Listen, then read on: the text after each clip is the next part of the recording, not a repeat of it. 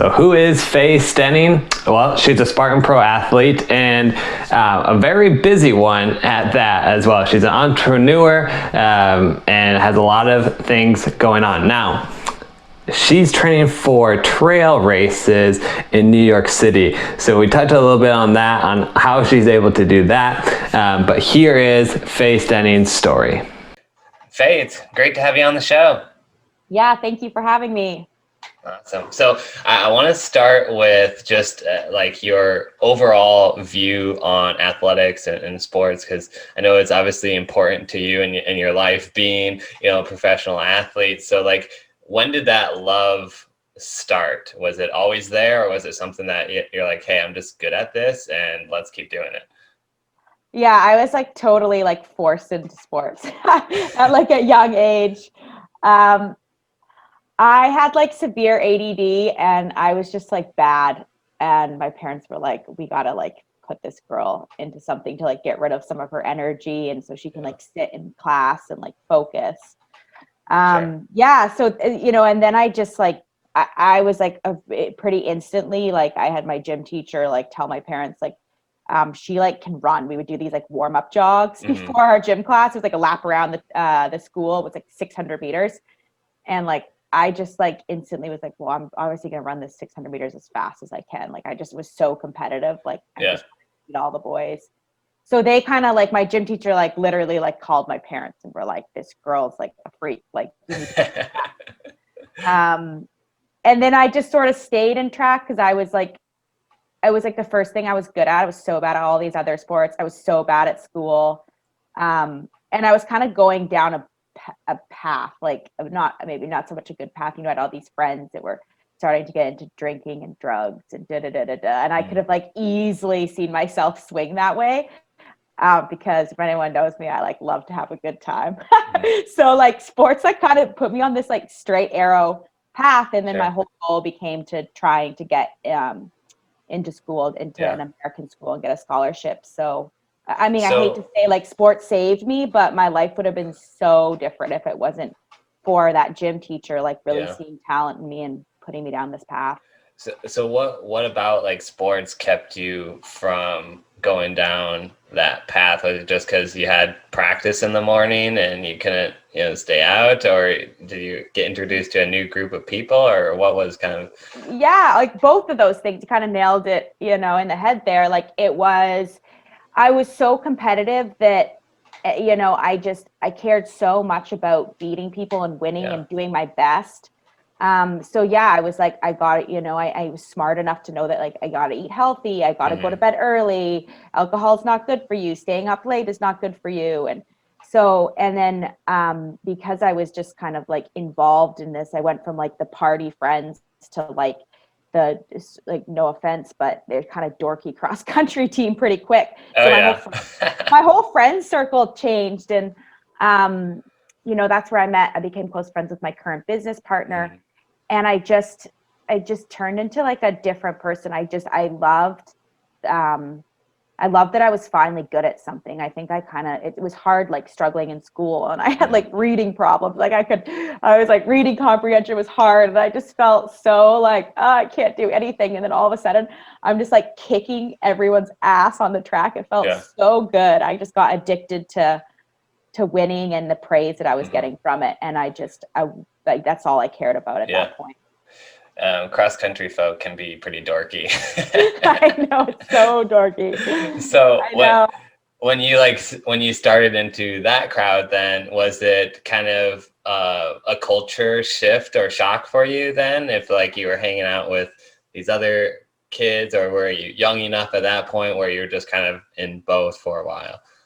Yeah, no, I kind of just shifted over. My parents, and specifically like my mom, was like, they were so like, look, Faye, you want to go to university, like your grades aren't that good, like you're good at this, like you can get a scholarship. Like they really like, I didn't have a choice. I needed to be good. Like my mom was like, she would like highlight on the heat sheets before a track meet, like all the girls that like had times that were like a little faster than me. These are the girls you're going for. And I did feel a lot of pressure to perform. And so I just didn't have a choice. Like it was like I was getting picked up by my mom after school every single day and get driven to the track. And like I was just on this regimented routine. I was even swimming at one point in the mornings at like 5:35 in the morning. We had to be on the swim deck.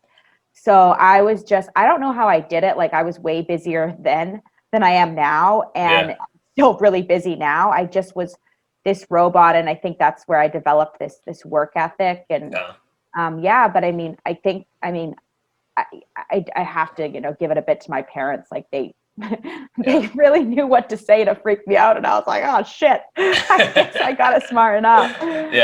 So at that point, like with the pressure and your parents really pushing you, was it something that like you still liked and were doing, or was it like you were just doing it because your parents said you had to and you're like, this is the only way I can get to college? No, like I liked it until I started not doing as well as I thought. Like I was on trajectory to make the Olympics like in 2008. And as I got older, and what I mean by that is like the times that I ran when I was like 15, 16, 17, like I was kind of all, like they were incredible. Like I was first in the country for a bit until Jessica O'Connell, my business partner, showed up. And then all of a sudden, like she started beating me and I was like bumped down. But that was kind of the path. Like I remember having a conversation with my track coach, like, and he, tell my parents, like she really could make the Olympics. And then as I got into university, a whole whack of distractions, came into that scene. And I just wanted to do everything. Like I just wanted to be the life of the party. I wanted to do well at track. I still like found school challenging. So I think I had to like work twice as hard as everyone to get like 75%, And so then I started to hate it just because I wasn't the star anymore in university that I was in high school. And then I started to get really, really angry because I saw times that I couldn't run in university that I could easily run in high school. And that's kind of what really put me off the sport for a while. It still does put me off the sport. Like I'm in New York, people are crazy about running here. They're like, Faye, why don't you run this race or run this road race? I was like, no. They're like, why? I'm like, because I don't want to see the same time that I ran when I was 15, 16. Now I'm 31 and I run that same time. Like I've totally have plateaued in my running, and luckily it's a high enough threshold that I still can win races with that speed that I had when I was like a child. But No, I totally get that. I mean, in my college career, I got to the 4:10 mile threshold, and then I never got faster in my last 3 years of college. And that was rough. I mean, you get to that point where like, I just want a PR. Yeah. You're like I just want a PR, and you're doing all this work. And I know it's tough. And like some people I think just have like a critical speed that like a peak that this is like as fast as their body can go for numerous reasons. Like like I think everyone has a peaking speed, and if you hit it when you're 15 or you hit it when you're 40, you hit it. So do you think, like, because you mentioned when you went to college you were involved in a lot, and going to parties and that kind of stuff, and when I see like the number one thing of where people don't improve in college is because there's so many distractions and they try to do too much outside of running. Do you think that you could have improved if you were able to stay like focused on just kind of that same regimen as you did in high school, or do you think that was your peak no matter what? Oh no, I definitely think I could have improved, and that's, I think, just like a question about like life in general. It's like you could be good at really anything if you pour every ounce of energy into that and like let the rest of your life fall apart and just focus on that one thing. But at the end of the day, it's like, is it really are you really getting a return on investment from just focusing on that one thing? And I think a lot of times like the answer is no. Like I don't think I would have proved enough to have made the Olympics like Jessica did. I think I always would have fallen short on that. So I mean, and you can't take away those experiences. I mean, I'm in New York City. right now. And the Mhm. guy that I met, that I moved here for, was the bartender, actually the bar manager at our university bar.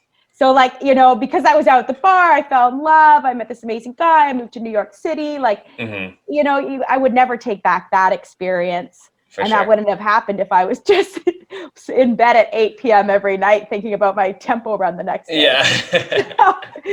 So yeah, I like Yeah. the way I did it, but definitely, yeah, I definitely say I probably cost me a good, I would say, I don't know, 20 seconds in the 2 mile race, which is Mhm. significant at that. And I totally just made that number up, but Yeah. No, that's a good point. I mean, there's obviously a balance with athletics because, you know, your sport can consume you, but you have to have a life outside of that. Otherwise, then your moods are totally just like dictated by the workout or the race or, you know, how your season's going. totally. And I know you being an entrepreneur, like you have kind of two competitions because business is kind of a competition, and then you have your competition there, and we'll talk a little bit more how you balance all that. But let's get into kind of your OCR career now. So you kind of went through college. When did you like discover, for one, like the Spartan races that you're so good at now? Yeah, I remember one of my like ex-boyfriends, he really wanted to run one of these obstacle races, and Mm-hmm. he knew I was a good runner, and I think it was just like we were new dating. We kind of wanted to find something that we could do together, and he was a really healthy guy, and so he was really important to him that we just didn't drink our faces off on weekends. So he like made us enter this like race. It was in Red Deer, so a race in Canada. It was a Spartan race. Mm-hmm. And like I can't, we probably, knowing me, we probably decided to like run it together, and then I probably took off because that's just what I do. And yeah, I ended up winning by like 20 minutes or something like outrageous. Holy cow. And I was like, everyone's like, wow, like I was getting all this praise, but it was so easy for me to win that I was like, this is stupid. I was like, there's no real athletes here. Like, this is just silly. Yeah. But then what happened is I found out that there's like these bigger races in the States. And so me and him like went to Vegas or something, and I ended up like coming fifth. And I was like, but I was like in the mix of the top three, and then probably failed the spear or something. And Yeah. so then I got like a lot of like people, like the guy who ran the pro team at the time was like, oh my God, you're so good. Did you know that there's pros? And I met Rose Wetzel and Bear. I don't know, Matt Novakovic and Rose Wetzel. They're like the OGs of Spartan racing. I met them, and they were like, you know, we make money doing this. And I mean, I just thought they were like crazy, but I was so mad about that fifth place. And I just came back and just started like beating all those like big name girls, and then eventually got signed on the pro team in 2016. Mm. Mm-hmm. So, did you have any wins then, like in big events in 2015, or was most of your career then starting in 2016? Yeah, most of like I was like I think in 2014 or 2015, I was placing top 10 at Worlds. Like, I think it was like ninth or something. Like I was up there, but nothing like that big. 2016 Sure. was like the year I was like third at Worlds and like second in this series. So yeah, things really kicked off in 2016. And then from that 2016 year, I had gotten like all these crazy contracts, like bigger contracts that I think than like anyone has like to this day. I had like from third party sponsors. Mm-hmm. I actually made enough money like through all those contracts that I actually like I had a great job in oil and gas in Calgary. I actually was making like pretty much the same money just through putting together all these little deals. And I actually quit my job, and then here we are.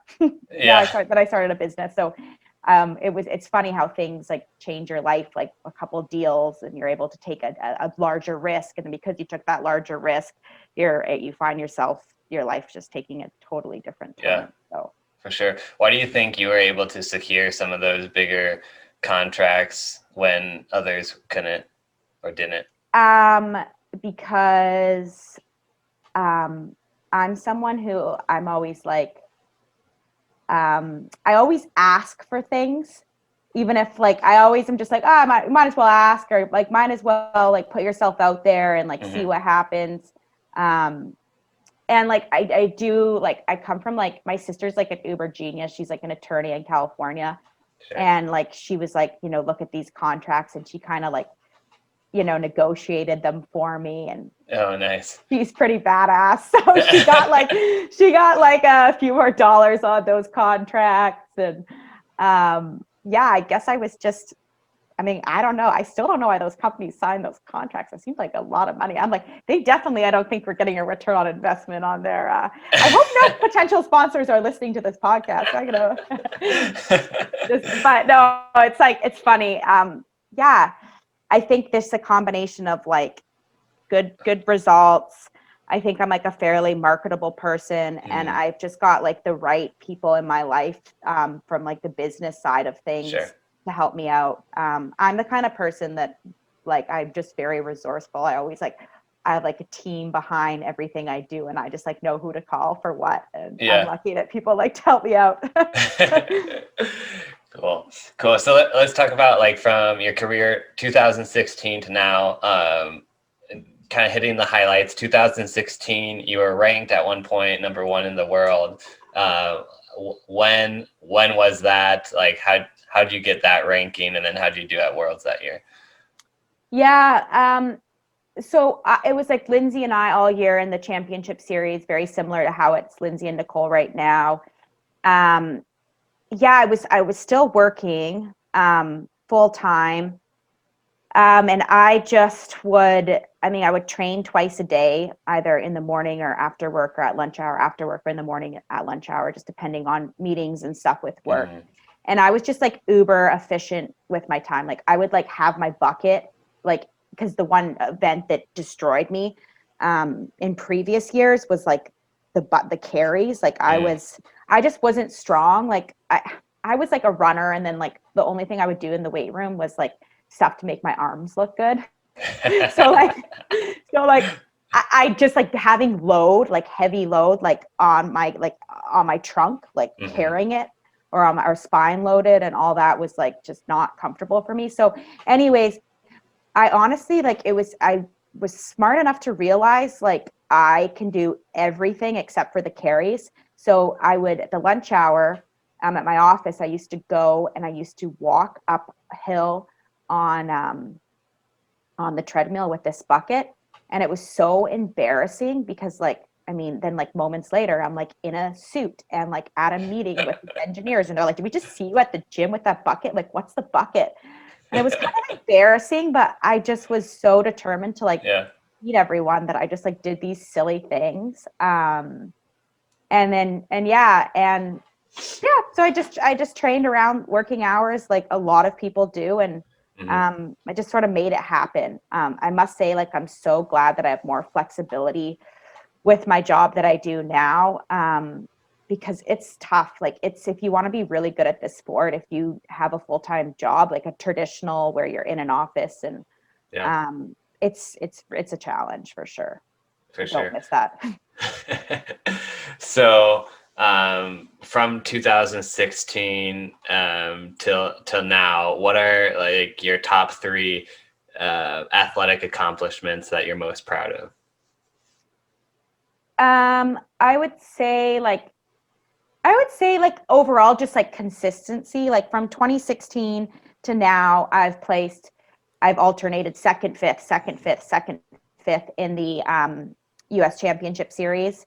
I've been 4th at North Americans like twice. I've been 3rd at World Championships. So I wouldn't say like I've had any races that are like I've like won like a huge race, but I've always been like, I don't know, I can consistently say like I'm like top 4 in the world.